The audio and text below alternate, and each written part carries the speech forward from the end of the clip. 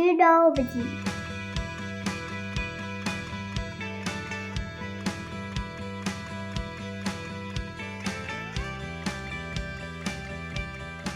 Welcome back to Two Nobodies, everyone. Rupesh is back with you. Appreciate you all subscribing and listening to the podcast. I have another wonderful topic to talk about and a wonderful guest to join us here today. Michael Barnard has joined us. He's the chief strategist, founder of the Futures Electric. Mike, I appreciate you joining me today on Two Nobodies. Welcome to the show.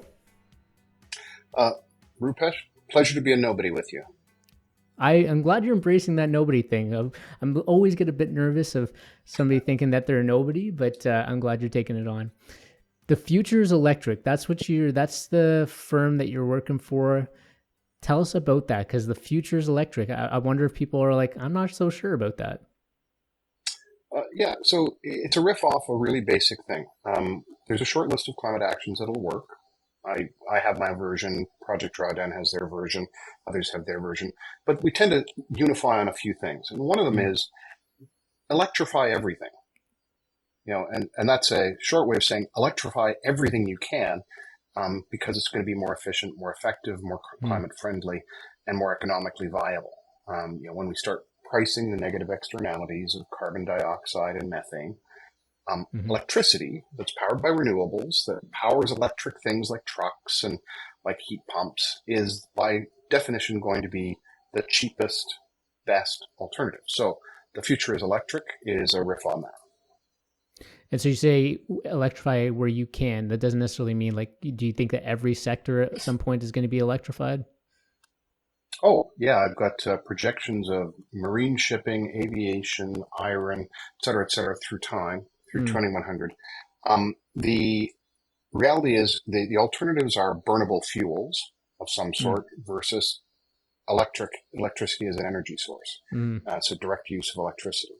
And so we can go through, as we think about that, the only low carbon, low pollution way to create a burnable fuel is by using electricity and biomass and using that as energy.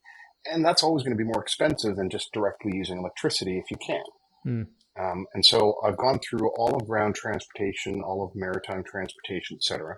And so we take ground transportation as an example. Everything is going to be battery electric or grid tied. We live in a weird outlier continent, in North America, where we're approaching 0% electric heavy rail. Meanwhile, India is approaching 100% electric rail. It's at 86 or 87% now, aiming for 100% by 2025. China's at 72% electrified high-speed rail as well for freight and passengers. And it's going to be building another 10,000 kilometers of high-speed electrified freight and passenger rail in the next decade or so.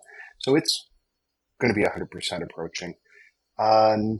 Europe is at 60%, et cetera, et cetera, et cetera, et cetera. It's only here in North America that we don't see overhead catenary lines and a pantograph going up to them driving the trains. And that's because of a legacy of robber barons. But everywhere in the world eventually is going to get the message. And so that's heavy rail.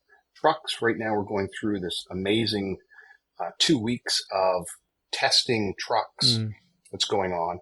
And the Tesla You're talking semis, about like the Tesla semis. Yeah. Okay. Yeah. Yeah. The Tesla semi is killing. It did 1,600 kilometers in a single day with a couple of charge spots. And, that's 95% of trucking. Right now, battery energy density is improving. People keep saying, well, battery energy density is insufficient, but every year or two, we see a massive increase in battery energy density. This year we saw a doubling. And there's another 5x in the pipeline with the same chemistries. So we're going to see more than sufficient battery juice in the end game for that. All cars, obviously, fuel cells have lost. Yeah. Small vehicles. Yeah. I've recently ridden scooters, and I've driven a Tesla in New Zealand when I was down there for digital nomading. It's just that's all going to be electric. So then we get to maritime shipping. I'll give you the example from China. They just launched a 700 container ship, not a big one, because the big ones are 24,000 containers and cross the Pacific, but a river ship for the Yangtze, 700 containers, 1,000-kilometer regular route, electric. And what it does is it uses containerized batteries, a standard shipping container, but it's got batteries. And they pull it out. What kind of batteries are those, port. Mike?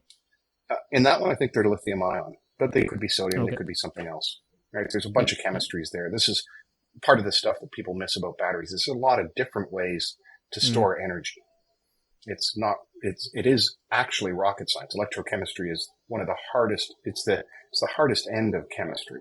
And I say that as someone who kind of rebuilt my brain a few years ago to be a bad imitation of a chemical process engineer, and who I have PhD chemical engineer nerd fans based upon my actual attempts to do it right sufficiently well. But 1,000-kilometer route, and it's just replaceable containers of batteries. It's like swapping a battery out of your, old digital cassette recorder or something. You just pop a battery out, you put a new battery like in, a modular kind of system. But it's containers. Yeah. Right? Like I was in a local manufacturer of redox flow batteries recently, Invinity. They've just they do a vanadium redox flow technology, and I was looking at one of their finished containers because they ship them as modular things. It's 26 metric tons. It's got 14,000 liters of their electrolytes or vanadium electrolytes in it, but it's just a box, and it's a shipping container. It can be moved by shipping container cranes and picked up by shipping container ground vehicles and dropped on shipping container yards and plugged in to charge. And then you can drop it on a thing. Now, it's not a good one for marine transportation because the battery energy density in those is low, but that's the model, right? Tesla ships their mega packs as container-sized batteries. When I spoke to the folks at Wärtsilä, Andy Tang, who runs their energy storage and optimization business globally, and has apparently seen 900% growth in his business over the past 5 years. Okay. They ship in containers, so it's just the same stuff, right? And so, they've got 36 containers. They dot up and down 1,000 kilometers. Some are charging, some are going to that ship, others are going to the other ship. So what that all turns out to, and my projection of maritime shipping through 2100, all inland shipping, like Great Lakes shipping and St. Lawrence shipping and Mississippi shipping, that's all going to be electric. That makes sense. Yep. Then there's short sea shipping, which is crossing small distances, usually close to shore, like in Northern Europe, between Sweden and Germany, or Sweden and Denmark, or something like that, between the UK and France. It's all short sea shipping. And 2/3 of that is going to electrify as well. I was recently in Glasgow with Stenosphere, which runs a whole bunch of routes in Northern Europe. And I gave them the battery energy density projection, which means that by about 2040, we'll be able to see 1,200 nautical miles of 1,200 nautical miles to kilometers. Yeah, that's 2,200 kilometers with chemistries that we are currently actually able to deliver commercially today, but at the theoretical limit. So it's 5 times what we can do today. That's 2,200 kilometers of travel. Now, 2,200 kilometers, I asked the assembled team from Stena there, are any of your scheduled routes that long? And they said no. Right? And so 2/3 of short sea shipping is going to electrify. That only leaves the really long stuff, crossing the Atlantic, crossing the Pacific, the big ones. Yeah. And there's two things there. One is that 40% of those journeys are on the bulk side, are bulk fossil fuels. That's all going away. Right? We're not going to be shipping lots of fossil fuels, coal, oil, and natural gas across oceans in a future world because everything will be electrified. Like the biggest draw for fossil fuels is electricity, renewable energy, and ground transportation, electrified ground transportation. Yeah. Right. So that goes away. Another 15% is raw iron ore, and that's normally steaming to the same place as coal, right? So they can make coal in blast furnaces or make steel in blast furnaces. But we've actually got solutions for that. We've got the United States gets 70% of its demand for steel today from scrap. We're going to be getting up to that level for the world over time. Yeah. Then the hybrid process out of Sweden is already using about 55 kilograms of green hydrogen to turn Yeah. iron ore into iron and to make green steel. So we've got that solution. And the Midrex solution, there's a Midrex direct reduction of iron thing, which uses a synthetic gas. Well, they can actually use biological sources of methane, like out of landfills and stuff, instead of natural gas. And they can get their heat from electricity. So it's all very solvable problems as long as we price carbon. Now, aviation, another hard target, another projection through 2100. You know, while you and I are doing this amazing podcast through technology, and, you know, business travel took a big hit during COVID and it's not coming back. There's people who love to travel and they're traveling. Is that right? Things are not coming back so far with business travel? Oh, yeah. 20% of all passenger aviation was business travel, and only about 5% of that is returned. Okay. Wow. So, you know, there was a bit of a blip for people for personal travel because people were like, oh my God, I need to have a vacation. I need to get out of town. I've got cabin fever. And, But now, you know, we still got the COVID kind of security theater going on. And some people just say, well, you know, I kind of got used to not traveling and it's kind of nice. And I found some great places. I bought a cabin up, you know, a drive up the road here, and I've been spending time there. And, you know, so people have found alternatives to getting in a jet to go on their vacations. So there's been a diminishment there. It's a hard target. But right now, we can do about a 300-kilometer trip in a Dash 8, like a standard turboprop, maybe 100 passengers, 80 to 100 passengers, on the current energy density of batteries.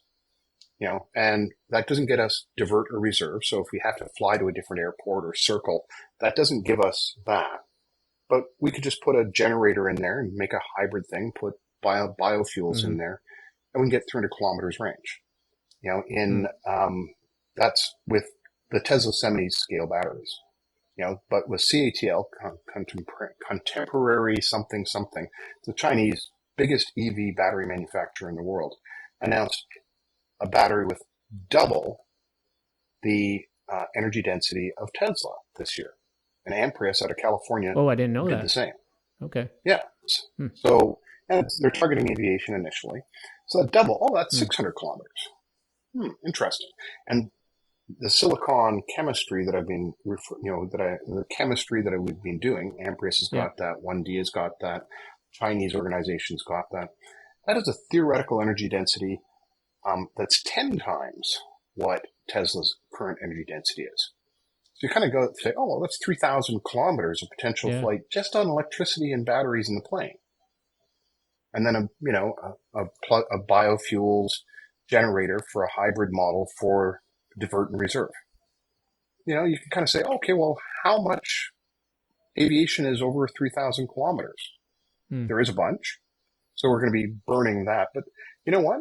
Sustainable aviation biofuels are already being certified in planes. They are much better. The second generation ones are there. And we've got all the biomass resources we need as long as we electrify everything that we can electrify. Right. So then we say, well, what about industry? What about heat for industry? That massive consumption. Well, you know, let's look at electric arc furnaces that are in electric steel mini mills that turn scrap steel into new steel. Those are 1,500 degrees Celsius to 3,000 degrees Celsius heat sources that run off electricity. So they can run off renewable electricity just as easily as anything else, right? And well, then we've got, you got a microwave at home, Rupesh? We actually don't use a microwave, but... Yeah. Guess what? Microwaves work in industrial settings as well. You can microwave stuff to create heat. Have you got an induction stove by any chance? We do not, no. Do not. Well, an induction stove just emits some electromagnetic spectrum stuff to excite a ring in the bottom of the cookware, and you can actually create heat using an induction. And presumably you've got a resistance stove with rings that get hot. Well, that's another form of heating. And there's, people like Canthel, who I spoke to, the, former CTO of and current, I think he's SVP of Global Business Development or something a few months ago. They've got a 600 degree Celsius resistance heating component. And that's before we even get to heat pumps. So I did the math for the United States. So here's the math for the United States. I looked at industrial, residential, and commercial heat. And there's nothing in commercial buildings or residential heat that can't be done with a heat pump, right? And so heat pumps, good for all of that stuff. You want hot water? Great. You want radiant heating? Great. You want forced air? Great. You want air conditioning? Great. Heat pumps will do all of that. So that begs the question about industrial heat. Well, 45% of industrial heat requirements are below 200 degrees Celsius. And heat pumps can do that. Modern heat pumps can do that. So that leaves 55%, and there's solutions for all of that. We can even do electric plasmas. Electric plasmas just basically create a jet or cloud of ionized plasma that sits there like a gas and will work for ceramics. So we don't actually need burnable fuels for any of that. There are some cases where the capital expenditure of replacing them means we can use biofuels for a while. But in the end game, pretty much everything in industry is going to be electrified, because if we price the negative externalities of fossil fuels, we're not going to use anything burnable for energy that we can. It'll always, especially because we need to use electricity to make any fuels. Any fuels that we make to manufacture and then burn once, throwing away all the value in them, are always going to be more expensive than just using reusable electricity in batteries for transportation, and heat pumps, which get a bunch of heat from the environment. So the story there is that there are going to be some places we need fuels, longer haul aviation, longer haul shipping. But that's about it. Rockets. You want to go to orbit, you still need to burn stuff. We're not going to be, putting electric fans on a rocket ship and going to, putting stuff into orbit. But that's it's a tiny percentage of our global energy demand. Is that?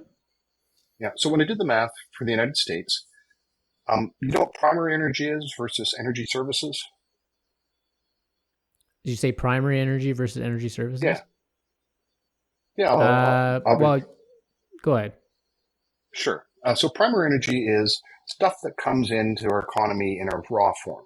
Coal, oil, gas. Wind energy is a primary energy source. Hydroelectricity, solar is a primary energy source. And they come in, and frequently we have to transform them into something useful. Like we burn coal and gas to make electricity, which is more useful for a lot of things. Or we take the crude oil and we put it through a refinery and we turn it into gasoline or diesel and we put it in our trucks and cars. And then we burn it. But what ends up happening is, every time we step on the energy, we lose some of it, just in terms of efficiencies. About 11% of the primary energy in the world is used by the fossil fuel industry to extract, process, refine, distribute fossil fuels. But the second part, though, is, as we put it in your car, what kind of car do you have, Rupesh? You have a car right now? We have a Mazda 6. Yep. Mazda 6. So it's a little internal combustion car, probably 1.6 liter gasoline car, right? Something like that? Something like that, yeah. Ish. So that engine is about 20% efficient at turning the energy that's in gasoline into forward motion, right? 80% of the energy is thrown away. Right, as heat or whatever it might be, yeah. Yeah, almost entirely as heat.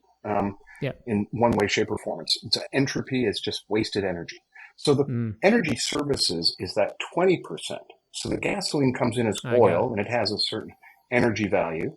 And then it goes through a refinery, and we spend a lot of energy, 2 to 6 kilowatt hours, to make a gallon of gasoline. Then you put that in your car, and you throw away 80% of the stuff that's left, and that's the energy services. Now, all that transportation, that's dirt cheap as long as we can use the atmosphere as an open sewer, which is what we've been doing, which is why we kind of have a problem we have to solve. Is what it is. So as we look forward then, well, wind energy or solar energy through high voltage direct current transmission into your car to forward motion is potentially 85% efficient. We throw away 15% of energy as opposed to 85 to 90% of energy, right? So that's the well-to-wheel efficiency. So as we electrify everything, our actual primary energy needs shrink dramatically. Just by electrifying transportation and commercial, residential, and industrial heat, the United States would require 50% of the primary energy it uses today to achieve the same economic and comfort levels tomorrow, and with vastly lower health impacts. You know, the 180 current coal plants in the United States, well, they kill about 80 people a year each from air pollution, right? Wind turbines just don't kill people, much as, you know, certain politicians and certain political groups want to pretend they do, right? So we kind of look forward at this and say, oh, all this coal, oil, and gas is going away. We don't need nearly as much wind, water, solar as that. We need some for some burnable fuels for a few purposes. Biofuels are fit for purpose, and any process heat we need for that, we're going to use that. Pretty much all of industry can be industry can be done with electric heating and electric power. So that's where the world is going, which is great news, because it's all technologies. We have all the technologies we need. We just have to put them in place. 20 minutes in, and you've just told us how the future is going to look by 2100. You just succinctly put that all together. Your projections, you said, were till 2100. Is that sort of what you're seeing? I do that for a variety of reasons. One is because I'm completely and utterly arrogant. Do you ever read Super Forecaster by Tetlock? No. So Super Forecaster is a great book. So there's people in the world. One of them apparently lives near me. I've never met him, who are absurdly good at predicting future events. They're better than CIA analysts and intelligence analysts. And they can get out about 18 months. With every month forward, quality of projections declines. Right. That's just what it is. I'm going out 80 years. I know that all I'm doing is creating a scenario, which I think is credible, justifiable, and I publish them. I articulate the logic and which major factors I look at, and I've been doing that for quite a while now. And so, people, it's advantageous. And when I have conversations with people, I say, well, I try to start at the end game. I look at all the technologies extant today, and all the ones that are, as many as possible, and I do the assessment based upon the basics of science, the basics of economics, and the basics of cognitive science, what human beings will actually accept. Yeah. Right? Will it work technically? Will it be economically viable? And will human beings actually use it? Because if it doesn't meet those criteria, it's not going to be a solution. And so then I say, okay, well, that's the bag of end game solutions in rough order. I'm going to go out to the time when the world is pretty much going to be all that. And then I come back decade by decade to say, what's it going to look like at different points in the cycle, right? I kind of hunt back and forth to say, that's a bit aggressive. And then people tell me I'm a complete idiot about some things, and I adjust things. It's a very Bayesian process. I kind of come up with a guess, and people say, Mike, here's why you're really wrong on that point. I'm like, okay, well, that's good enough. And I move it a bit. Or I say, no, I think you're wrong, which happens. The point is, though, it is absurd to project out to 2100 when the rest of the world is focused on 2050 at best, and most people are focused on the next 2 years. So, 100%, yeah. So the value proposition I try to bring to my clients and to people is to elevate them up from the next quarterly profit margin, the yearly targets, the 2-year strategic long-range plan to kind of say, what will 2035 and 2040 and 2050 look like in a realistic scenario that it takes into account a lot of stuff, so that they can say, oh, is what I'm doing now remotely aligned with that? If it isn't, then am I spending my time, money, and resources effectively? And so clients and investment firms engage me to assist them with some of that thinking. It's like, because I've done that, a whole bunch of that work. So if they ask me some types of questions, I can answer them better than many other people can. Right. And a lot of people disagree with me, of course. Like everybody who deals with hydrogen for energy, many of them know my name. Many of them think I'm a complete raving idiot. That's just the nature of the beast, because hydrogen for energy doesn't have a play in our future. It doesn't make a lot of sense. They'll supplement some biofuels, but that's about it. It's just too expensive. Interesting. I do want to talk about hydrogen for sure. I want to talk about each of one of those sectors in more depth. When you talk about your process, though, I'm curious about, like, more recently, at least here in Alberta, the peak oil demand forecasts have been kind of a hot topic over the last few weeks. The premier was at the World Oil Congress or whatever forum or whatever in Calgary, and I think it was one of the big Saudi oil producers that said that these forecasts by the IEA or some of the other ones are saying peak oil demand will be 2030, or that it's already happened, or nonsense. He thinks it's going to be more 2040, 2050, somewhere around there. Premier kind of agrees with that. How do you take into account the different forecasts, and sort of what's your thought, I guess, on what you're hearing from that? Sure. So Equinor, the IEA, and McKinsey all have forecasts in this decade. And I agree with those forecasts. Peak oil demand is coming. So here's a data point out of China. So China happens to be the biggest energy consumer in the world because they manufacture all the stuff for us, right? And they've got 1.4 billion people of their own that they provide stuff to. So they're just the biggest energy consumer in the world. Sinopec is their national oil firm. Like Suncor ended up with whatever that firm was, the Canadian firm that predated that, right? Right. Yeah. Petro-Canada, and they got all that. So that's the same as Gazprom in Russia. It's the biggest oil firm. State-owned kind of, or state-supported kind of firm or whatever. It's like Petrobras in Brazil. It's it's huge. So Sinopec recently announced that peak crude oil and gasoline and diesel demand for China was this year. So where China goes from an energy demand perspective is where the world is going. So let me ask you about that, though. Like that I think logically makes sense. But what I'm hearing, though, is there's India is still consuming a lot of fossil fuels. Like, everyone's kind of courting India nowadays. Their population continues to grow. China's also, like, they're putting up a lot of coal plants, and I know a totally different energy source and for different uses or whatever. And I understand from, like, it's very worth asking about. Yeah. So fair point. But I do wonder about, like, okay, if most of the developed Western world is shifting to cleaner sources, but what about the rest of the world? Are they going to shift in the same stride, or are they going to be delayed and still consuming a ton of oil? Yeah, it's a really good question. And what I've done is, in my projections, looked at, because I've lived globally, worked globally, and my patch is global. So part of my arrogance is I want to know everything everywhere all at once. The movie finally came out that, dealt with my life story, except for the fanny pack. And so I've looked at all these questions, and they're good questions. They're the right questions to ask. So let's take China's coal.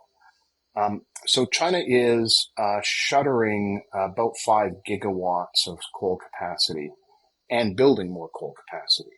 But the coal capacity plans there's two things. There's how much potential energy they could generate versus how much they're actually burning coal. And China's capacity, what a capacity factor is for a electrical generation plant? Like, you mean the amount of electricity they're able to produce in terms of their capacity? No. So there's the factor. So there's capacity, which is like, you've got a nuclear plant. It's 1 gigawatt. That's its capacity. It's nameplate capacity. Yeah. At any given point, it can generate a gigawatt of energy, of power. And if it goes for an hour, it goes for 24 hours, goes for 365 days, the percentage of its potential maximum generation over a year that it actually generates is its capacity factor. And so nuclear fleets need to run at about 90% capacity factors, need to be over a 5-year period on average, to be able to pay for their capital expenditures of building. Otherwise, it's just really expensive. They have to be at that level. And coal plants like to be higher capacity factor for a variety of reasons. Gas plants, everybody wants to be higher capacity factors. Wind is averaging over 40%. Solar is averaging around 25% right now because the wind doesn't blow all the time and the sun doesn't shine all the time. Big surprise. But coal plants, let's start with the United States. They had about 500 coal plants in 2000. Now they have about 160, 180. And their coal plants during 2 years ago were running at 40% capacity factor. They used to be running, even not too long ago, at 60% capacity factors. They used to be running at 80 or 90%.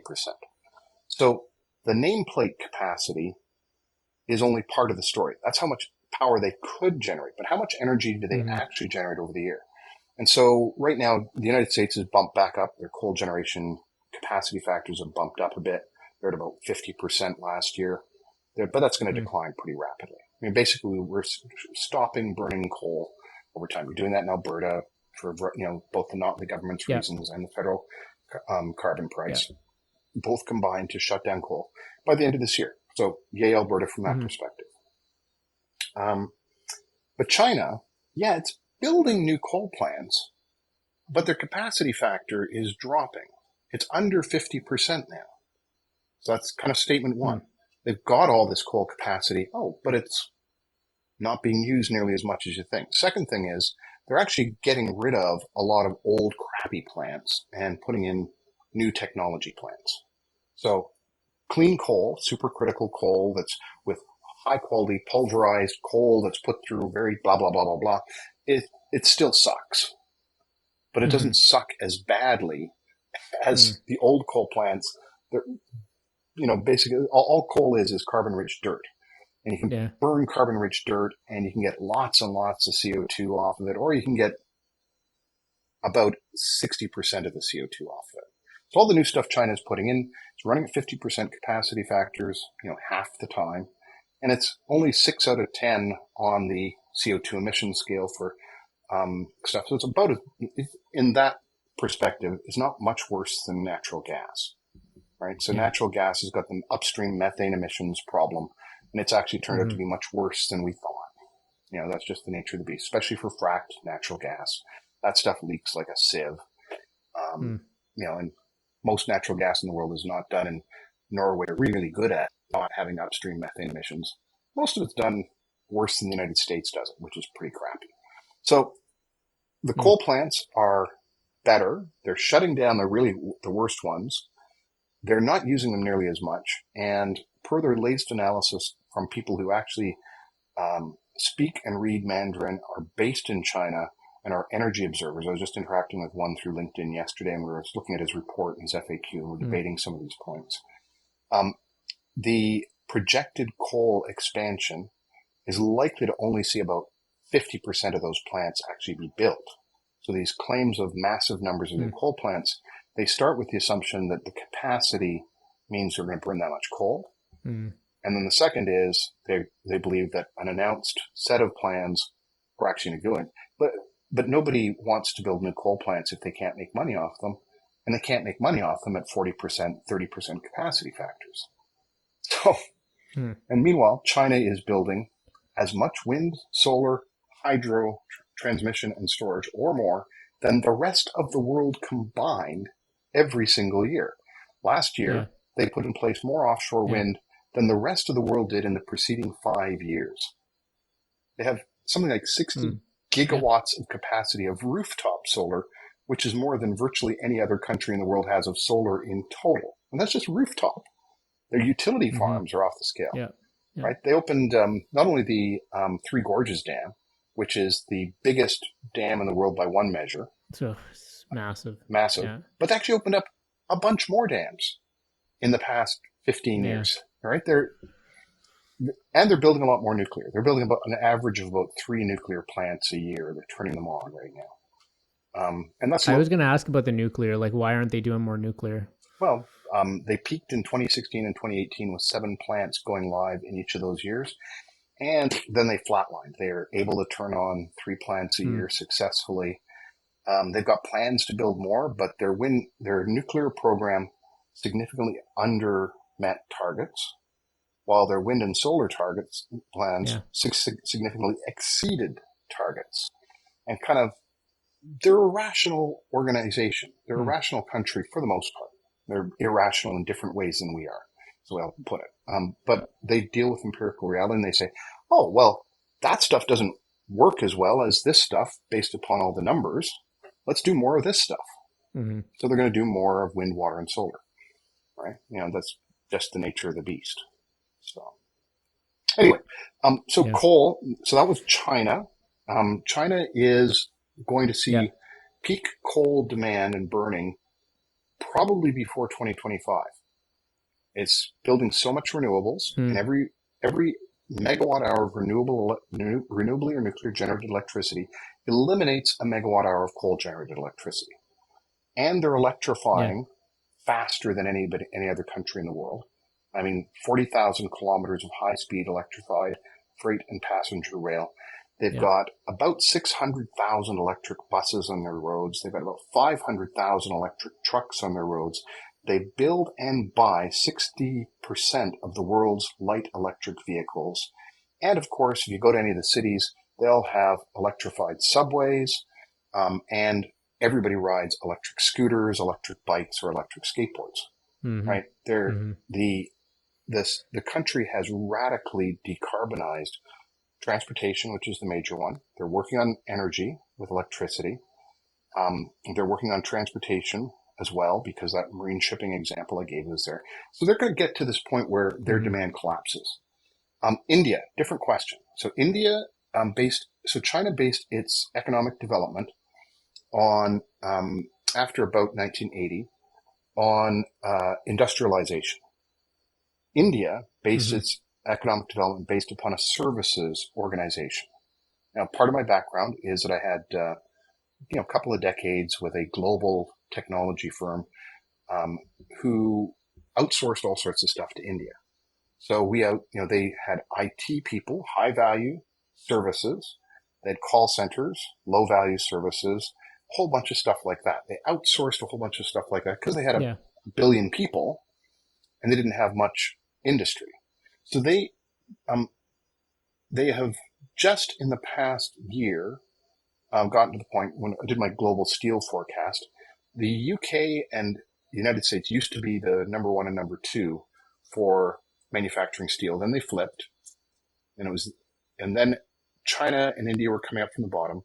Now China's at number 1 for manufacturing steel, and India's at number 2. Except that when we say number 1 and number 2, China manufactures as much steel as the rest of the planet combined, and 10 times as much as India. Their GDP has seen a similar reaction. Their GDP used to kind of go like this through time. And then after 1980, with China's economic reforms, it went like this. India's did increase, but they didn't increase in the same way. And so then we go back to the India example of electrification of their rail system. They're very rail-oriented, very rail-oriented country, and they're electrifying all their rail. That's their industrial strategy. So they're getting it. They're actually have CANDU reactors running in India, believe it or not. They're planning to build some more, bizarrely. Who believe that more CANDU reactors will be built? And they're doing a whole bunch of other stuff to decarbonize their economy as well. I get to Indonesia, which has different problems. It's got a lot of natural fossil fuel reserves. It wants to grow. Yeah. But it's only about 300 million people. And, it's now getting into situation. Malaysia are starting to realize that they have all this land mass that can be used for wind and solar and water and pumped hydro storage, and that there are big demand centers like Singapore that they could be supplying. And so now they're starting to build a ASEAN, Association of Southeastern Asian Nations, I think is what ASEAN stands for. Mm-hmm. An Mm-hmm. ASEAN high Yep. voltage direct current supergrid. It's starting with pumped hydro assets and wind assets and solar assets. And the country grouping is starting to treat itself as a region like the EU in terms of an electricity grid, right? And which is the way you have to think about these things. Mm. So Indonesia is Yep. part of that. They're going to be linked to Australia as well with HVDC to share electricity with Australia. I mean, part of Indonesia's problems is what do they have? 16,000 islands in the archipelago. And something like 600 of them have people on. It's much worse than the UK. UK has got like 400 islands. Like Indonesia is a whole new scale of archipelago. And I've been there, paraglided the southern cliffs of Bali. It's an amazing place. So the rest of the world, a big part of our problem right now is we have kind of three tiers. We have, and China developed this language, so I'm going to just go with this language because it's not pejorative to any group. There's the first world, second world, third world, right? That was actually language that China said, well, we should probably talk about this. There's the developed nations, the developing nations, and the impoverished nations, right? Regardless of anything else about them, that's a reasonable thing. So the impoverished nations we have to bring forward into a modern economy. Doesn't mean we have to bring them to a fossil economy. The developing nations is China and a bunch of tiny things by comparison, right? So China is still, by a bunch of metrics, still a developing nation. Its GDP per capita is still not nearly at the levels of Canada or the United States or Australia or Denmark. And, it's going to seed that eventually. But, then there's the rest of them. The Indonesia and India are going to have a slower industrialization and growth pattern than China did. They have a different set of levers they can use.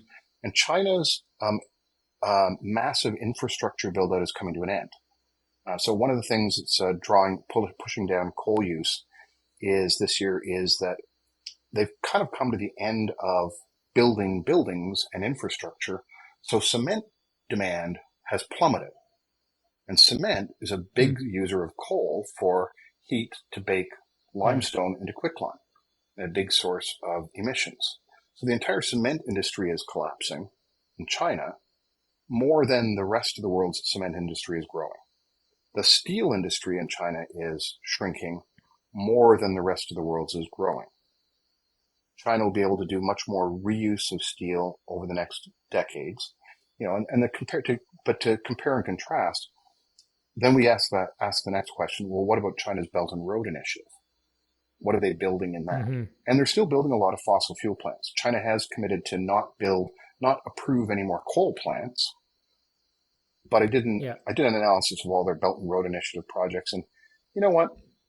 The majority of energy projects in the Belt and Road Initiative are still fossil fuel plants. So it's imperfect. But the developed world is going to decarbonize fairly rapidly. China will decarbonize absurdly rapidly. It just won't be building as much, manufacturing as much steel or iron, and all of its transportation will be electrified, and it'll have massive amounts of renewables and grid storage, because it's building more grid storage than any other country in the world by a long shot as well, mostly in the form of pumped hydro. Thank you very much. The curves are positive. But there's some challenges about other geographies and how they develop and what we do about that, right? So as we move forward, there's going to be, I'll tell you what the big lever I'm very pleased about right now is. Please. So the European Union has the most stringent carbon price in the world right now. It's about 90 euros, which is about, oh my God, what does 90 euros turn into? Right now, 90 euros to CAD. That's about 130 Canadian dollars, right? So our carbon price is $65 right now, Canadian. So the EU's carbon price is double ours. And Mm-hmm. There's kind of two data points there. One is our carbon price does include methane. Thank you very much. The EU's will in 2026, Mm-hmm. right? So they're including more Mm-hmm. gases and they're including more things in their carbon price, just as we are over time. Theirs is going up. Their projection is that by 2030, people should be budgeting for $203 US. I just did the math on this recently. USD to CAD. It's about 275 Canadian dollars. So the EU is telling people when you do your budgetary projections, budget $275 Canadian per ton for any CO2 or methane equivalent that you emit in 2030. And that in Canada, we're supposed to be 130 Canadian, less than half of that, right? Our social cost of carbon is very much aligned with the EU's projections on this demand stuff. You know, the current government has already, increased the cap once. If it wins the next election, which hopefully it will, it'll probably do that again. Certainly the majority of Canadians are in favor of that, despite the attempts by people to say no. And so the reason this becomes important is the EU is also in 2026 pricing carbon that crosses its borders. Carbon border adjustment mechanism that comes into play fiscally in 2026 means if there's a ton of oil that's manufactured in Alberta that has, for example, 2 tons of CO2 attached to it, well, that ton of oil is going to be costed for the 2 tons of CO2 at $275 per ton. So $550. That carbon price starts to make a difference on anything that enters the EU. So LNG exports to Europe, the upstream methane emissions in Canada, if we start emitting, will be priced at those price points in the future. And that goes up from there. It goes up to, let me just do the math here, 300 euros to CAD is $430 Canadian per ton in 2050. Right? So now the EU is the third largest economic bloc in the world. It's like United States, China, EU. If you add the UK and Turkey to the EU, why not? It's actually bigger than China still, right? People keep talking about a country rating, but the EU operates as an economic unit, as a country. So we should be thinking of it that way as a regional entity, not thinking of Germany, France, and stuff. For these purposes, the carbon border adjustment mechanism applies to all the countries that are in the EU. And so the third biggest economy in the world is pricing carbon at those very high rates. That's what they're managing their exchange, their emissions trading scheme to. And so that means anything that comes out of a high carbon economy, like Canada's, that goes into the EU as an export today is going to be economically disadvantaged. So countries that actually have a carbon emission scheme, like Canada, like California, like China, if they actually price carbon, they get to deduct the price of carbon from the amount they have to give the EU. The idea, this was going to drive up carbon prices in every major trading economy in the world. And it's being led by the EU. And it, by the way, means that anybody who expects to send high carbon stuff to the EU is out of luck. Sure. That's a really interesting, I never thought about that. Like, the benefits of our carbon price, for also our exports, particularly going to Europe, right? Like, I don't know if many people have thought about that aspect of it. So that's really interesting. I want to focus on Canada though now, since we're kind of diving into this a little bit more. Like the scenarios that you're projecting don't sound all that great for Canada if you think about some of our major focuses right now from an energy standpoint. So, going through your neighborhood there in Vancouver is TMX, right? And the idea is that we don't want the United States to be our sole buyer and user of our products. So let's go to Asia. But you just painted a really pretty clear scenario where China might not be using this oil anymore. So And I know I've read your articles about TMX, but maybe tell listeners and our viewers like your thoughts about that there isn't really a high value proposition for TMX, perhaps. Sure. So let's start with the basics. Alberta's oil products are heavy and sour.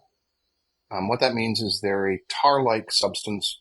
You have to mix them with dilbit, which is kind of like lighter fossil derivatives, in order to actually pump them anywhere or to put them in tanks or anything like that. So they're heavy. And heavy means they're expensive to distribute and they're expensive to refine. Sour means they're high in sulfur, up to 5%, sulfur. And sulfur we have to remove because we can't. It causes acid rain and it kills people's lungs and makes our kids sick. And so what we do is we refine the sulfur out of sour oil, and that's mostly done. The bigger oil refineries that do that are mostly in Texas in the Houston neighborhood. And there's a couple in California, and there's some scattered through the United States that can take a little bit of it, right? And so Alberta's product right now goes to the United States to those refineries, and it doesn't go anywhere else. Oil exports to China collapsed from 2010 onwards. We're at like 10% or 5% of exports. So there are two regions in the world that make a lot of heavy sour oil, and that's Alberta and Venezuela. Now, it's very, very simple. The cost of desulfurizing oil and cracking it down into lighter, more higher value distillates and treating it for other impurities is almost entirely related to the cost of hydrogen. Hydrogen is used for hydrotreating, hydrocracking, and desulfurization in these oil refineries today. And right now, that hydrogen comes from fossil fuels, of course, right? Right. Very simple. From natural gas. And that's not blue hydrogen. That's not low carbon hydrogen. That's very high carbon hydrogen. Right? And so you kind of sit there and go, oh, well, how much hydrogen do we need? Well, it's a lot. And right now, as of 2 years ago, there was a $21 US discount on a Canadian barrel of crude oil. $7 of that was transportation. $14 of that was the cost of the quality discount because it's sour and heavy, right? And so that $14 is going to increase substantially as we decarbonize hydrogen, whether it's blue hydrogen, green hydrogen, white hydrogen, any hydrogen. All hydrogen is going to be more expensive than hydrogen where we get to turn fossil fuels into hydrogen and atmospheric pollution. As long as we're not allowed to do that atmospheric pollution without any price. So if we do take natural gas as an example and make hydrogen from it, it produces about 8 times as much mass of CO2 as it does of hydrogen. So every ton of hydrogen comes with 8 tons of CO2. You remember those price points I was talking about, right? That's going to start adding, $4.75 Canadian per ton of CO2. Oh, $1,500 more on the price of a ton of hydrogen. The price just goes up, and it's expensive to distribute. It's expensive to store. So I did the calculation, and basically Canada's product starts getting priced out of the market if we have a glut of sweet, light crude close to water in a peak oil demand scenario. The question becomes, what products actually stay on the market? The ones that are expensive to distribute and expensive to refine will be off the market first. That means Alberta's product that makes sense. will be off. This is just basic economics. Remember I said basics of science, basics of economics, basics of what humans will accept. This is a basics of economics thing. The stuff that's expensive to use, if we've got a lot of stuff that's cheap to use, we'll use the cheap stuff. So, I like a bunch of Albertans. I've got a bunch of friends and family there. But that's irrelevant to the economic reality that's coming, is that peak oil turns into Alberta's product being some of the first off the market. Now, the Trans Mountain is currently at $33 billion expense. The price for transportation through there was already at $7.50 per barrel, presumably $9 now. That means the transportation discount is going up, not down, through the TMX. right? And so the quality Mm-hmm. discount price is going up. The transportation discount price is going up. The cost and the price per barrel on the global market is flattening because peak demand means that, Russia and Saudi Arabia, which have lots of light oil that's, closer to water, are going to pump as much as they're allowed to. Saudi Arabia, especially, right? They're going Mm-hmm. to, Canada is going to be out of the game. It's like, in the United States, what will happen for Alberta is that everybody in Alberta will be clamoring for a national energy program demanding domestic use of only Alberta's product. I don't know why national energy program came to mind. It seems like the right term somehow. I don't know why. And so the Trans Mountain Pipeline, it's tripling capacity of the existing Trans Mountain Pipeline. It's like effectively one pipe to three pipes. It's like 850,000 barrels a day or something like that. My projection is it'll get to be about half full, maybe by 2035, and it'll be bankrupt in 2040. The TMX is a pipeline to nowhere. If China's seeing peak oil demand today and is buying no Canadian oil today, there is no reason for them to build a heavy oil refining facility tomorrow to buy Canadian oil. So the TMX, that makes sense. It'll go into small, the third size, I think it's Aframax tankers are all that can fit into the Burrard Inlet where the TMX terminates. And that's a third of the size of, that's the other thing, right? It's the third of the size of the ultra large crude carriers that are taking oil from Saudi Arabia to China. And a third the size means a higher cost of transportation per barrel again, right? And so you kind of look, it's just a stack of economic inhibitors on Canada's product. Yeah, so we're going to have a domestic, mandated fossil fuel program that will be eking out 5% of Alberta's stuff. They already provide pretty much all the gasoline and diesel in Western Canada. We import gasoline and diesel from other places for Eastern Canada. That's going to be changed so that we won't be able to import fossil fuels to give them some money. But it's collapsing, right? I go outside here in Vancouver, which is admittedly got the highest percentage of electric cars in any small region in North America. But I typically see 2 to 3 at once, not 2 to 3 while on an hour-long walk. Right. I see 2 to 3 in front of my eyes at the same time. It's just going. So that's the reality. Canada's fossil fuel consumption, our petroleum consumption will collapse. We're going to be putting in heat pumps everywhere, so our natural gas consumption will collapse. The fossil fuel majors will, the various lobbyists will enforce domestic consumption of our product. We'll stop importing. Fine, whatever. Every country is going to do that. The United States is going to do that. Right now, they are the biggest exporter of crude oil in the world, believe it or not. And, well, they're not going to be in 20 years because anybody who has it is going to use their own. So anyway, Alberta's an interesting place. They already have the highest vacancy rate for office buildings. They had 19 empty office buildings last time I checked. They have something like 10 office buildings they're trying to convert to residential stuff. But Calgary's also got a really weird real estate market, which they still have this illusion that oil's coming back. The property values have been in decline since 2015, residential property values. They're never coming back. It's becoming a... Well, interestingly, I think that this past year, because of, I don't know if you heard recently, there were over 180,000 folks who migrated to Alberta, and prices in Calgary actually are starting to creep up. The rental market is pretty hot. It's I don't know I don't know if that's a long-term thing, but at least over the last little bit, it's been kind of bumping up. So. I don't know what they're going to do for a living. I've been in the subways in Toronto and Vancouver and seen the ads where Calgary saying, your commute is really short. Mm-hmm. to jobs that don't exist in Calgary.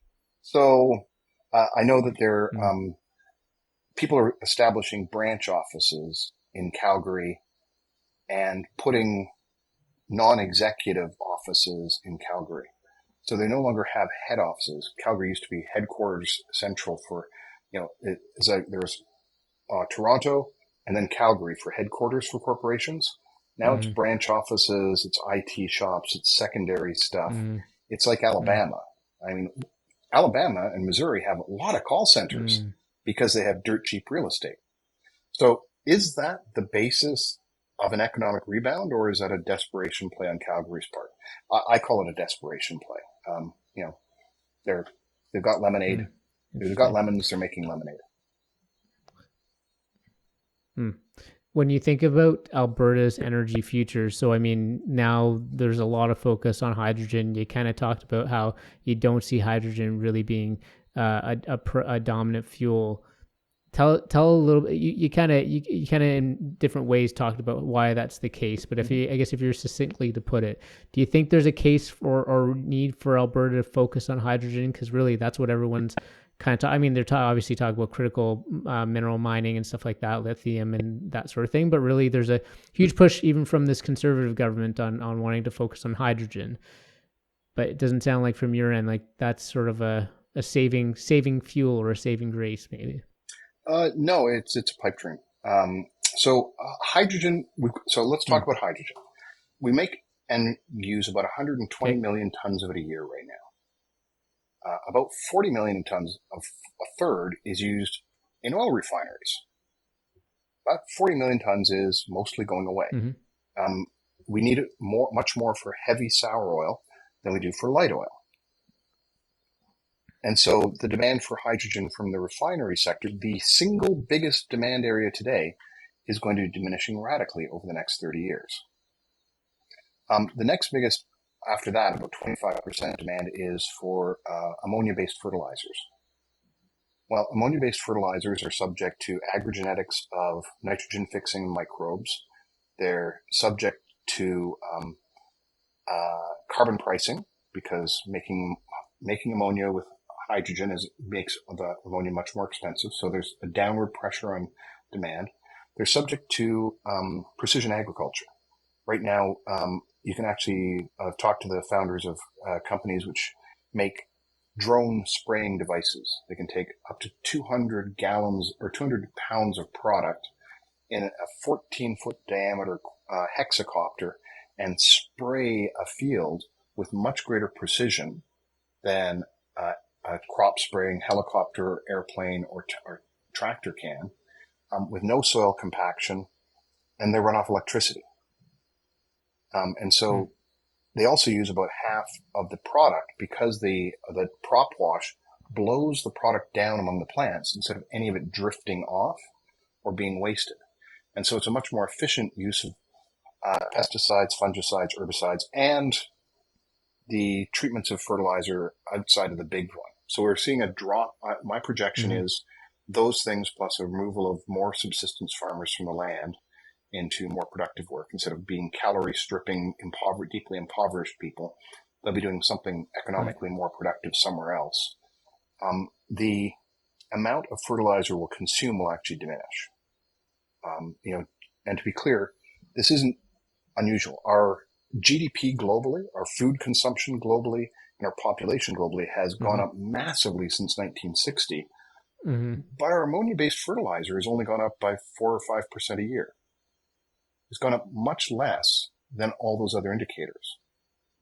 And so now we're going to point from a projection of the projections of demographics. The most credible one is about 2070 for peak population, but a very credible one is now 2050 for peak global population. So the global population will not be increasing demand for fertilizer. And right now we already waste a full third of the food that we manufacture. 2.5 billion tons a year ends up rotting. So we're going to be more efficient in a bunch of these things, especially because the methane in the rotting food, as it rots, some of it turns into CO2, a bunch of it turns into methane, and both of those are going to be priced with a carbon price. So Well, let's waste less. Can we do with this thing instead of creating atmospheric problems? So a full third of hydrogen demand diminishes. Another 25%, almost goes away. Another 25% diminishes, not to zero, but it's going to diminish. Yeah. So then there's a bunch of other stuff. There's going to be demand increase for making steel, like making green steel with direct reduction using the hybrid process, about 55 kilos per ton of steel. My demand projections say we're going to need 30 million tons of hydrogen for that. But none of that, even at that, my demand projection for hydrogen in 2100 is lower than it is today. We're not going to be using it for energy, because let's think about the place. Remember at the beginning we talked about electrification of everything. I said, if the price of carbon, if carbon is priced, any place we can use electricity, we will. I went through all the transportation modes and all the heat modes and said electrification works except for the extremes of aviation and marine shipping. And marine shipping is going to diminish, right? So that means all the fossil fuels we use today that people want to replace with hydrogen are just going to use electricity instead. There isn't a big demand increase, right? And hydrogen will always be more expensive than just using electricity. Let's just take a really basic example. Let's take a hydrogen fuel cell car, and let's make green hydrogen for it, or let's just put the electricity in batteries. The battery energy densities are going to be just fine, right? And light vehicles, by the way, are the biggest consumer of oil products globally, right? Light vehicles, that's the biggest one. And so if we look at that and we say, oh, okay, well, let's take that and say, I'm going to put electricity into batteries, wind to batteries, 85% forward. Or I'm going to turn that electricity into hydrogen first. Well, I can turn that into hydrogen with maybe 70% efficiency and lose another 10% for storage and distribution. And then I can use a fuel cell and I get about 60% of the power of the hydrogen to the wheels. So that means I'm using about 3 times as much electricity to power the car in the best possible case scenario than just using electricity directly, which means that hydrogen is always going to be 3 times as expensive as just using electricity directly. For blue hydrogen, which is the great hope of the fossil fuel industry, it's just going to be more expensive. Right? So that's kind of thing one. There is no path for transportation where hydrogen makes sense. Blue hydrogen takes 25 to 30% additional energy and cost to capture the CO2 and to put it underground. And hydrogen has an indirect global warming potential of about 11 times CO2. So every ton of hydrogen that leaks is like 11 tons of CO2.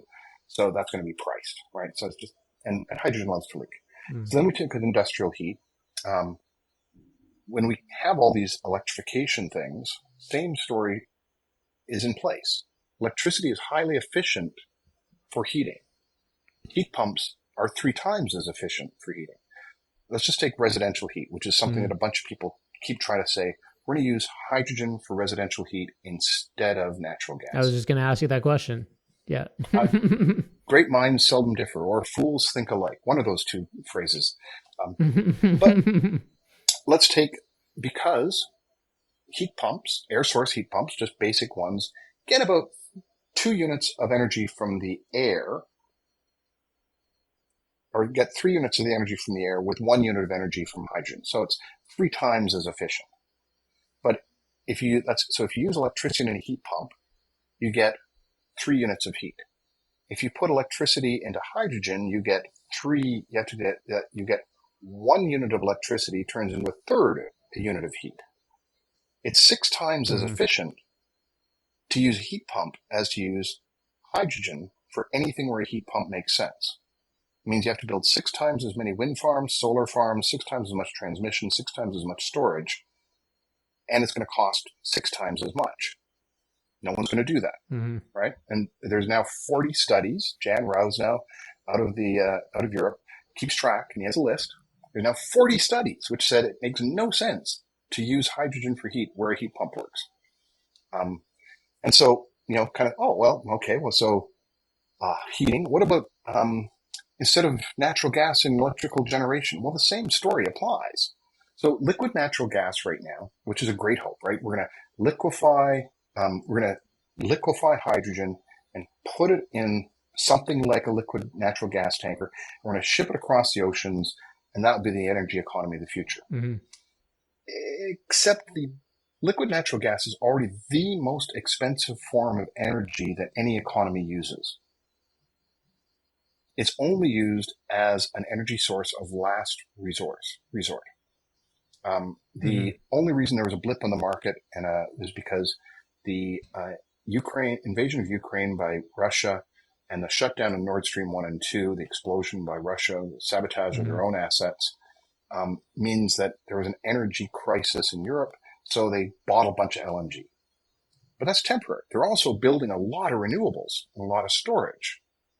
And they're extending HVDC in all directions to increase the expanse. So LNG is already the most expensive. The best case scenario is that liquid hydrogen, if imported in similar ways, or hydrogen through pipelines, would be 5 times as expensive per unit of energy as LNG, and typically 10 times as expensive.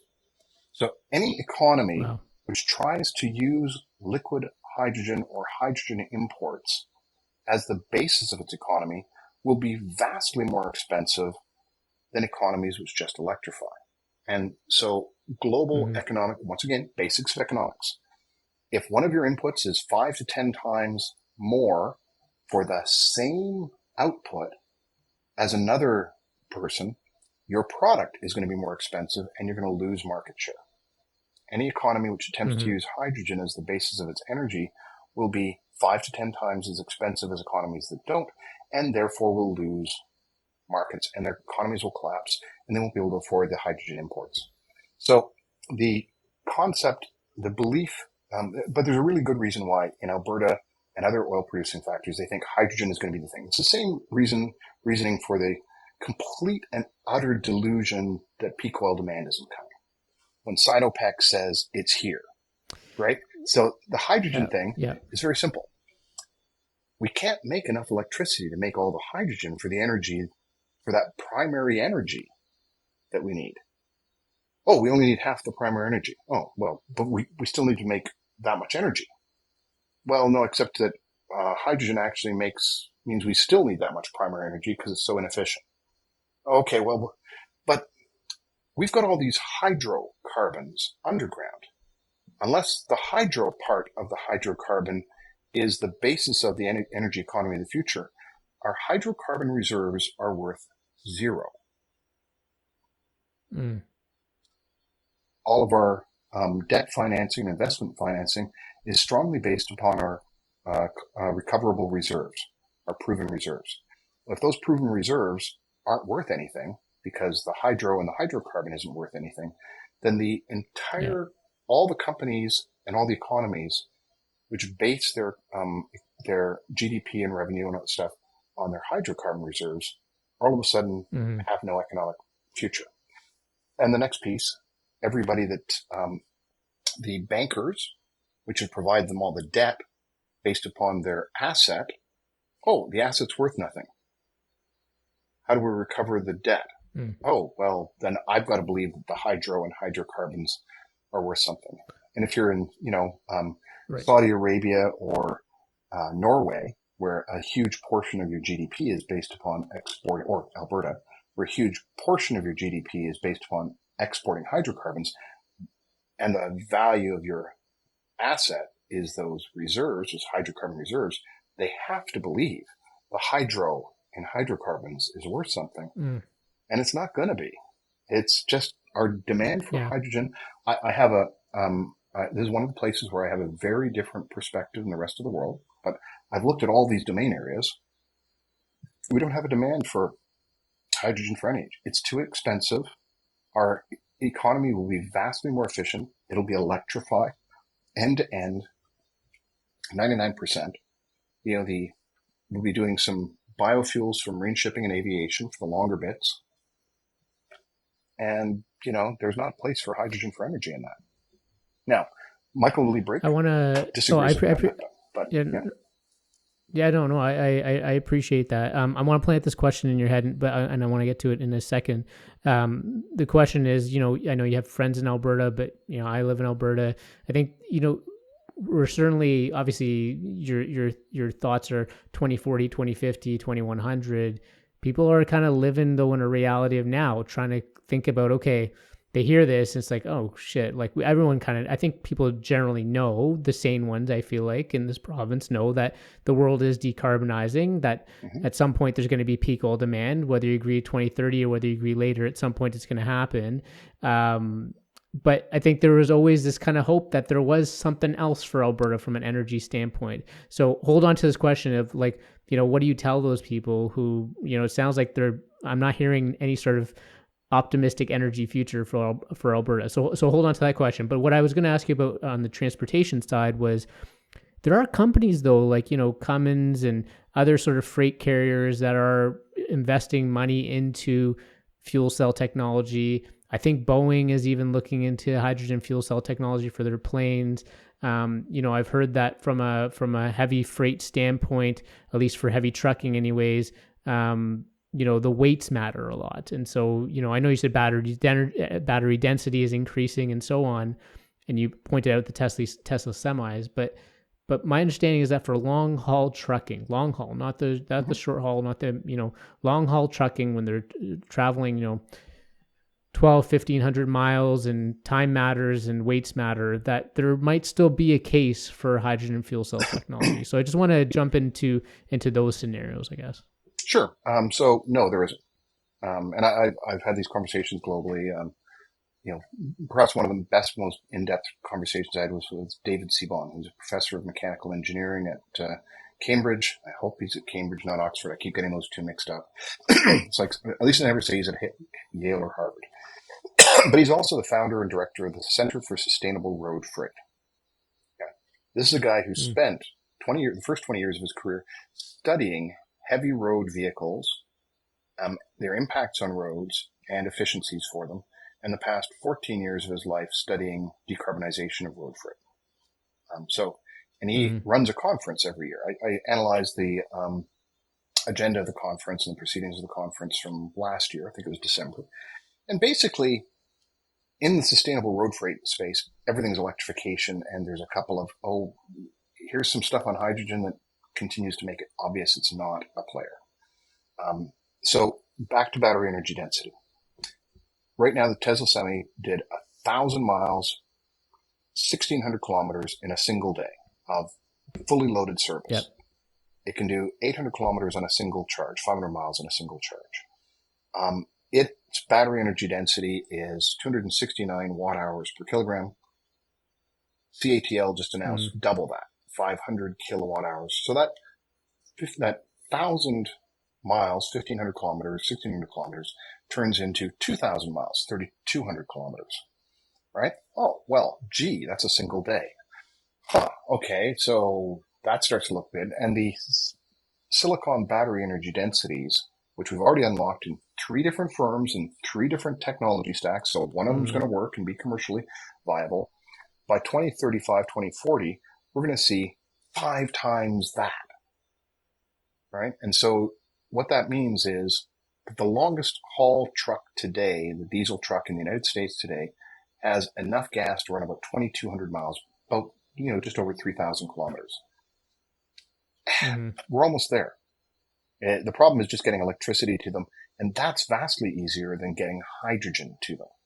Electricity is much easier to transmit and distribute than hydrogen is. Hydrogen is pretty much the worst subject. Yep. Here's one for you. How many tanker trucks of hydrogen that are the same size as a tanker truck of gasoline does it take to fill a gas station with the same energy? I have no idea, but I imagine a lot more. 14. Wow. Yeah. So every gas station is going to get 14 times as many trucks driving to it just to deliver the hydrogen. No. Oh, no, we'll just make the hydrogen from water at the gas station. Oh, so you're going to put 3 times the electricity to the gas station to make the hydrogen and more to pump and compress and store it than just using electricity directly. Why would you do that? Right? As soon as you start asking these really basic questions, the entire long haul trucking thing, they're out to lunch on that. And there's an empirical statement I'll make. I said earlier there's 500,000 electric trucks and 600,000 electric buses running on the roads of China. An absurdly dynamic economy. These are not sitting around idle. Like buses in China run all the time, right? And so 1.1 million of heavy duty, regular use vehicles, under 10,000 fuel cell vehicles in the entire country. That experiment has already been run. It's already been won in China. And I'll give you the other example. Mining. Big cats, right? The biggest vehicles in the world that are used in mining stuff. Alberta knows these things. I spent some time, the local Caterpillar dealership was one client of mine. They sold a lot of trucks and serviced a lot of trucks in the oil sands. Well, a few weeks ago, BHP, one of the biggest mining companies in the world, Rio Tinto, one of the biggest mining companies in the world, and Fortescue Mining Group, not one of the biggest ones, but still pretty damn big, all announced separately and together that they weren't going to bother with hydrogen for their mining. It's all going to be electricity. It's all going to be battery electricity. And Caterpillar, 80% of the alternative vehicles they sell are all electric. Their strategy is electric. Hydrogen doesn't have a play anywhere in any of these things. That's just the nature of the beast. So why are these big companies, some of them investing money into this fuel cell technology? Something's not lining up. Is that more, you think, from a greenwashing standpoint, or do you think there's I don't know. Yeah. It doesn't make, Cummins is a trucking company. Why would they be spending a ton of money on this? I don't get it. Well, people ask me that question. I say, well, have you looked at what they're doing with their internal combustion engines? They say, well, no, they're using fuel cells. Well, no, they're converting their fuel cells and they're proving that internal combustion engines will work with hydrogen. Their intent is MAN, Cummins, Wärtsilä, all massive manufacturers of internal combustion engines. All of their intellectual capital is worth nothing in the coming years, unless they can convince people that hydrogen as a transportation fuel is good, and there's a strong use case for internal combustion engines doing it. They have virtually no intellectual capital in fuel cells and electric drivetrains. They're trying to do something there, but they're really hoping to sell a lot of internal combustion engines, because otherwise, all their intellectual capital, all their plants that manufacture those really complex, really amazing. I mean, all praise to the engineers who made the internal combustion engine. What a marvel of engineering it is. I really am impressed. It's just astounding how much more energy and less pollution we get out of every internal combustion engine. But that's all worthless now. We've got something better, and we're going to use it. 1.1 million electric heavy-use vehicles on the roads of China. All mining giants saying electric in the worst conditions, like a Cat D9 electric, please. One of those little Tonka toy trucks that's actually 30 times the height of a man, electric. That's the way the world is going. There's nothing there for hydrogen. That's wild. But the same thing, right? Cummins, MAN, Wärtsilä, and I've spoken to people from all three. They just refuse to get the memo, because if they get the memo, they don't have a business. It's like natural gas utilities, like Fortis BC here. The memo they need to get is they need to do a strategic shutdown of their natural gas distribution network to avoid a utility death spiral. They need to follow the lead of Utrecht in the Netherlands, which is doing that, sub-isolation network by sub-isolation network. They've published a schedule through 2035, so everybody in the city knows when their gas will be shut off, and they've got a process to replace those with district heating and heat pumps. That's the strategy for those utilities. How many natural gas Mm. utilities are doing that versus trying to inject green hydrogen into their thing, or get non-existent hydrogen boilers for heating, or non-existent hydrogen gas stoves to replace gas stoves, Yep. right? You just kind of like look at that and go, their business model is dead. They're trying desperately for it not to be dead. And so the cognitive biases are incredibly strong. And there's a bubble of them. I mean, Mm. I talked about the natural gas people. Let's take a guy who buys heat for a cement plant. They're buying natural gas today. They say, okay, I've got my cement plant. I'm buying natural gas. Hey, who am I going to ask about how I get heat tomorrow? They don't say, oh, I need Mm-hmm. heat. They say, oh, I need a replacement gas to burn. And who do they ask? They ask their natural gas supplier. And the natural gas supplier says, oh, Mm-hmm. it's going to be hydrogen or hydrogen manufactured into methane with CO2 captured CO2, or it's going to be biomethane. They tell them a bunch of things which they'd really like to hear, none of which will bear Mm-hmm. out, because the guy who builds the electrically powered cement plant is going to have a much cheaper cement product, and the ones that don't go down Right. that path will be out of business.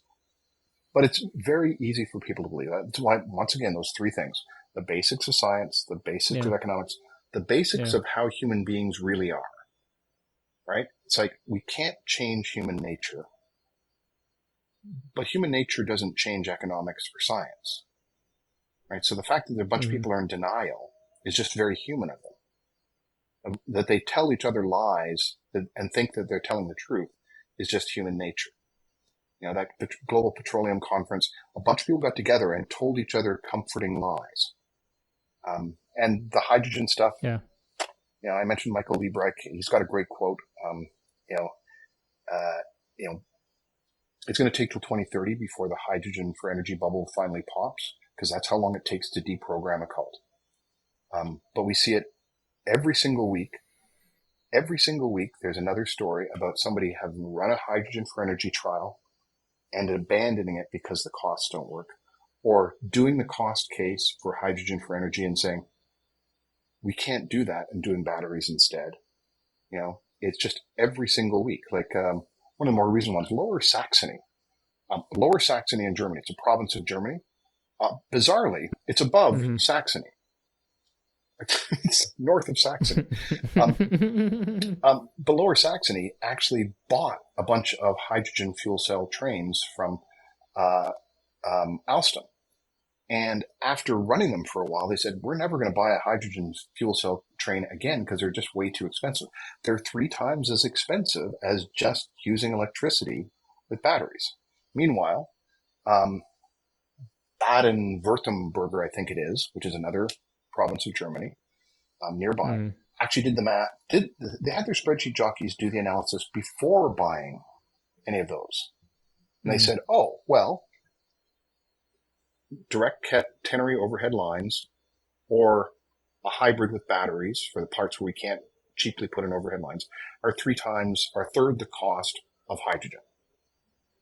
So every time Mm-hmm. anybody actually does the math about hydrogen for energy, it turns out to be 3 times or more the cost of just using electricity. But there's a lot of people who are really invested in trying to preserve their businesses, who are trying to pretend otherwise. Sure. Okay, I want to end off with this question. With everything that you've just told me today, when you think about Canada and Alberta's energy future in particular, I guess, is there anything that keeps you up at night? Keeps me up at night. So no, Alberta is going to be a diminishing force in Canadian politics because fossil fuels will be a diminishing force in Canadian politics. Hmm. It has been for a while. There's 3 or 4 things. One,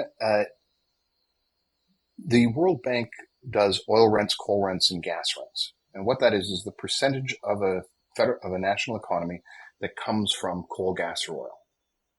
Right? So the GDP, specifically the measure of GDP. Canada's used to be about a 10% oil rent. And right now, with coal, oil, and natural gas, 1.7% of our economy, direct economy, is from fossil fuels. We have very little. Mm-hmm. It's Houston area by contrast is 25%. Just the Houston area. 25% of the Houston area's economy is directly from fossil fuels, but they also do a lot of refining. 14% of that is from refining and making stuff. All that's going away. Houston, by the way, is economically dead in the coming decades, and a huge barrier island costing $57 billion. They want Congress to vote for them as a complete waste of money. But so Canada, there was this really interesting thing a few weeks ago. An analyst in the United States said, "Why is everybody freaking out in Canada?" In the past decade, Canada's economy has diversified very substantially away from pure hewers of wood and drawers of water. The economic diversification strategies the Liberals have put in has actually benefited every single Canadian with a much more resilient economy. The carbon price, which the Liberals brought in, is increasing, and it's giving that money back to Canadians. So it's, a revenue neutral carbon price. I don't get it because I live in BC and we're on California's cap and trade program, but you get it because you're in Alberta, and, when Kenny came in, he killed the carbon price. So, and Ontario, which is another conservative province right now, Ford killed the carbon price. And so, cost billions for the businesses to readapt. But they're getting checks from the federal government. That check means we're going to be better positioned for the EU carbon border adjustment than the vast majority of economies in the world, because we're already paying that and we're already adjusting our carbon downward. Right now, we're in a situation where our economy in Canada, with one exception, has decarbonized substantially since 1990. That one exception is Alberta and Saskatchewan's fossil fuel industry, and to a lesser extent, BC's fossil fuel industry. As they go away, our carbon emissions will plummet, right? And once again, Alberta's primary product will be first off the market. So Canada will actually see very significant benefits from that. Anything we ship to the EU from our much more diversified economy be there. And it's only 1.7% of our economy that's going away. Right? This is not a big deal. It just feels like a big deal because they're so noisy. And you live in Alberta. So, so next thing, we're not going to be exporting natural gas. We're not going to be exporting hydrogen. Those are pipe dreams. Those will be diminishing markets and they'll disappear. Lithium brine extraction has now started in Alberta. So that's a really good news story. Unconventional lithium extraction. We used to be, Canada used to be the global leader in lithium extraction with hard rock mining in Quebec. Back when it was, used for make people really, really, just it was terrible use of it. Mental health stuff. But now Canada actually can be a leader in lithium extraction and every other metal for batteries. We're going to need a lot of batteries. Right? So that's a great spot. And we are a global leader in hard rock mining. When I used to be with the global technology firm, it was very simple. If we were in a country that wasn't Canada, we'd bring Canadians to the proposals. If we were pitching in Canada, we'd bring Australians. Because Canadians were global leaders in hard rock mining. And so, we've got a strong advantage there. And Alberta's got the same place that oil deposits has lithium brine deposits. So there's a strong opportunity for unconventional extraction there, and some of the same technologies. Alberta actually has, I did the math recently, the total demand for solar and wind to meet all of Alberta's needs is a tiny fraction of the land use of agriculture and a tiny fraction, even smaller percentage of the land use of the oil sands right now. Alberta has the opportunity to, and of course the current government is completely and utterly sabotaging it by putting up a big closed for business for renewables sign on. It actually has a very good opportunity to become a renewable energy powerhouse. It had the biggest pipeline of projects because of the liberalization, because of the Notley government stuff, and because Kenny didn't screw that up. It gave everybody in Canada a big pause. It slowed down, but he didn't cut the pipeline off. And then the Kenney government leaned into Right. renewables. Meanwhile, the current administration under Danielle Smith has cut that pipeline off. And now everybody's going, okay, it's like Ontario. They've just put up a big close for business. We'll just go to a different geography and do our business. Right. And so, Alberta has basically shot its energy future in the foot. And it doesn't have an energy future in its traditional legacy energy industry. I hope that it leans into lithium extraction. I can't imagine. Personally, I would not be completely unsurprised if they took away the license to do business from the unconventional lithium extraction facility, because they had to test for environmental destruction and farmland use compared to the oil sands. Get a grip. Yeah, Alberta's government. Yeah, I'm definitely appalled with the inconsistency that this government has applied with this renewable sector that it wouldn't have applied on the oil and gas sector, right? Like it's sort of the Wild West. If you want an oil and gas permit, it's probably not that hard to get it. But as far as renewables, let's just put a close. It doesn't make any sense whatsoever. Like, sure, we can listen to people's legit concerns, but do you have to give? I always thought investor certainty was something that that was a thing, but all of a sudden you just created a bunch. It's just very inconsistent that I'm really appalled with.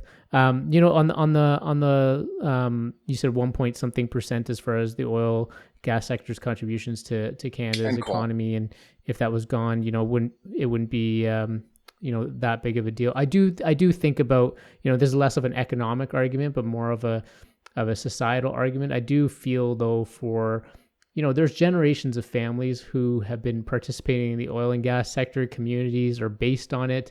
And there's there's an identity here in Alberta, obviously, of being attached to that sector. I think that people are having a hard time maybe adjusting to that. And so I do feel from that perspective of, yes, while from an economic standpoint, there's not really much of an argument in terms of its contributions going forward, perhaps, but in terms of the societal impacts and what that's doing for people right now, I think I do feel for people from that perspective.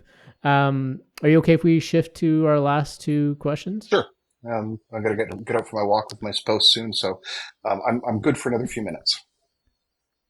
No worries. Yeah, we'll breeze right through these. So our 5 for dinner question: dead or alive, who are 5 people you'd want to have dinner with? Sure.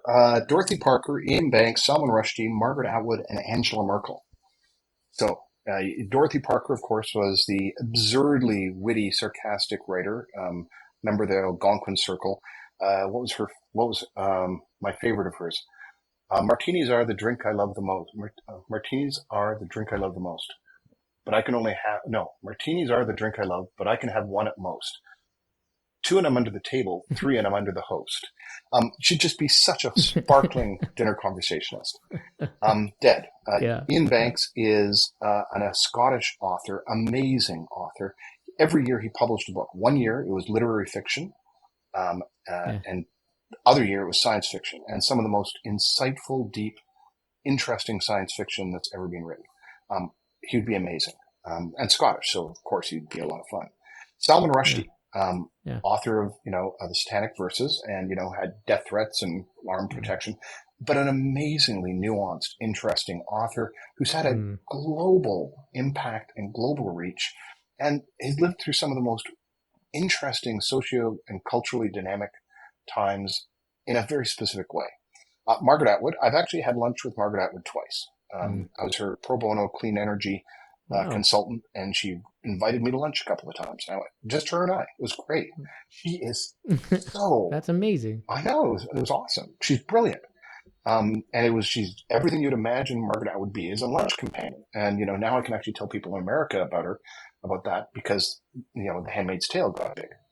And Angela Merkel, the former chancellor of Germany, she was like a PhD in physics, and just a brilliant person, insanely competent, knew everybody, knew everything. Her IQ must be off the charts. And of course, during the Syrian refugee crisis, she and her government let in 1 million Syrian refugees. Exactly the right thing to do from a humanitarian thing, and very good for the country. And of course, she was punished for it. She lost political power because of that. Otherwise, we'd still have the amazing Merkel. But yeah, that would be my 5: Parker, Banks, Rushdie, Atwood, and Merkel. So. Very cool list. Very cool list. Thanks for going through those. And thanks for thinking about how they would kind of all fit together at a dinner table too. Appreciate that. Last question, besides Circle of Life, what do you know for sure? I did think about George R.R. Martin. I said, no, he wouldn't fit at the dinner table. Oh. I don't think he leaves Santa Fe much anymore. So friends of mine run into him on the street occasionally. Okay, next question. Besides the Circle of Life, what do you know for sure? What do I know for sure? That manufacturing something we burn once and it disappears is something that we're not going to be doing a lot of in the future. Right? Right now, I'll just give you some funds. It's about 18 billion tons of fossil fuels we extract, and virtually all of every year. 18 billion tons, and we burn them, almost all of them. And they're never used again. They're of no use after that. 18 billion tons. So we're not going to go from that, where we're treating the atmosphere as an open sewer, but we extract massive amounts only in terms of throw them away. We're not going to repeat that in an economic world. We're going to reuse things as much as possible. Let's just take briefly a lithium-ion battery in a car. It lasts 10 years, and we recharge it hundreds of times, maybe thousands of times, depending on how much you drive. And then at the end of that lifespan, maybe it gets turned into a stationary battery because it still can take 80% of its charge. It's not as good enough for a Model S anymore. It won't do plaid mode anymore. But we'll put it in the ground, and it'll have another 20 years life. And then we'll take the 80 kilograms of lithium out of it, and we'll process that, we'll mine that battery, and we'll reuse it for another cycle like that. And we'll just be putting electrons from wind and solar into that. Why would we manufacture something in order to burn it? I know this is something I know. So, Matuna Katata, or whatever it is that Circle of Life song is. Yeah.